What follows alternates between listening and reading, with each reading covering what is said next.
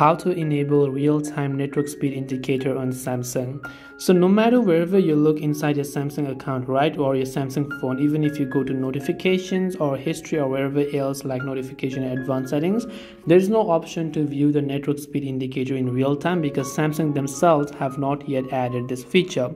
So there's only one way that we can achieve this is by simply using the third-party app, in this case known as Net Speed Indicator.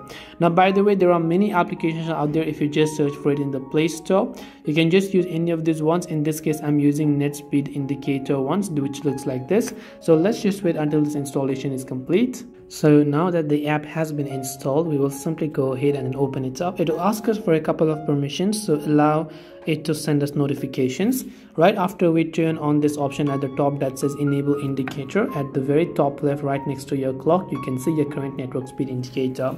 Now you can actually choose to change some of the settings by simply going to total speed, download speed, or upload speed, or you can go to notification settings and allow other permissions as well. Similarly, you can go to disconnected settings, speed unit, bytes per second or bits per second depending on what is it you prefer, data usage units, which is bytes 1 MB or bytes 1 MB, which is 1000 KB or 1024 KB, whatever else it is you prefer right here, notification style and everything else.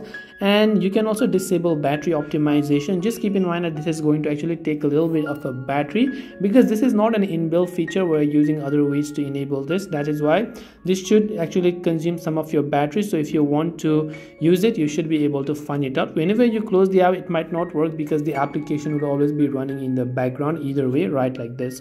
But I hope that this video actually helped you understand. If you have got any more questions, feel free to leave them down below. Thank you for watching till the very end of this tutorial, and see you soon in our next video.